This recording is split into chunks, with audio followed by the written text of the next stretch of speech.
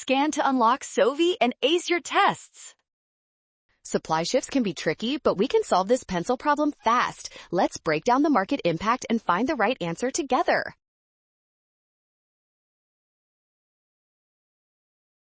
Starting with a decrease in supply, the supply curve shifts left. This movement naturally forces the equilibrium price of pencils to rise while the total quantity sold in the market drops.